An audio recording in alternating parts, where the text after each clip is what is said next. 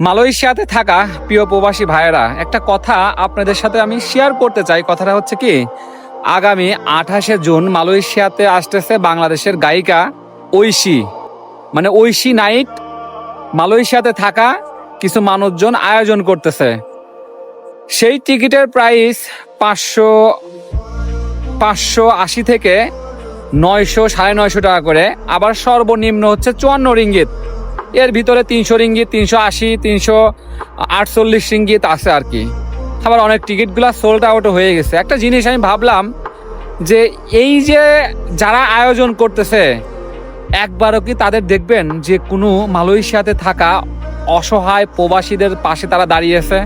কখনোই কিন্তু দাঁড়ায় নাই। আর একটা জিনিস চিন্তা করে দেখেন, তারা কি তাদের খরচ দিয়ে কোনো অসহায় মৃত প্রবাসীকে তারা বাংলাদেশে পাঠিয়েছে? পাঠায় নাই। কিন্তু দেখেন তাদের কাজ কামি কিন্তু এইরকম, তারা দালালি করবে, প্রতারণা করবে, মানুষকে প্রতারণার ফাঁদে ফেলিয়ে তারা টাকা ইনকাম করবে।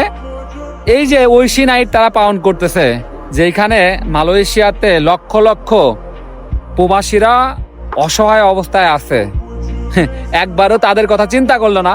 না করলো, এটা বড় লোকদের একটা কারবার।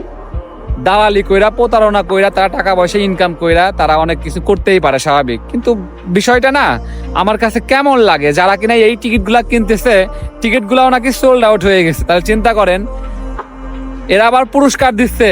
যারা টিকিট কিনবে তাদেরকে 2000 রিঙ্গিত, 1500 রিঙ্গিত, 1000 রিঙ্গিত লটারি করে পুরস্কার দিবে। এই হচ্ছে তাদের অবস্থা।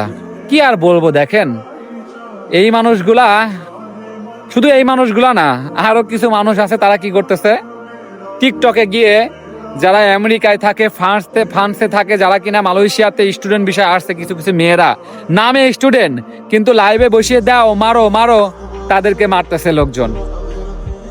মানে বলার কোনো কিছু নাই যে মানে এইগুলা করে তারা, কিন্তু একটা অসহায় প্রবাসী কিংবা যারা কিনা মালয়েশিয়া সহ প্রবাসের বিভিন্ন দেশে মৃত্যুবরণ করে তাদের পাশে দাঁড়ায় না।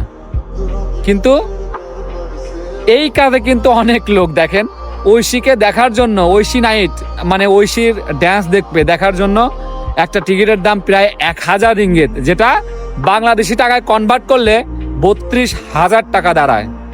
সেটাও সোল্ড আউট হয়ে গেছে। কি ব্যাপার স্যাপার না, বড় বড় মানুষের বড় বড় ব্যাপার স্যাপার। আর এই মানুষগুলা দেখেন গা, কোনো না কোনোভাবে তারা প্রবাসীদের ঠগিয়ে, প্রবাসীদের প্রতারণা করে টাকা পয়সা ইনকাম করে তারা এই যে ঐশী নাইট দেখতে যায়। আর যারা আয়োজন করছে তারা কেমন সেটা আমি জানি না, আপনারা হয়তো বা জানলেও জানতে পারেন। মানে বিষয়টা শেয়ার করার জন্য এই ভিডিওটা বানানো আর কি। কিছু বলার নাই আর কি ভাই, কিচ্ছু বলার নাই।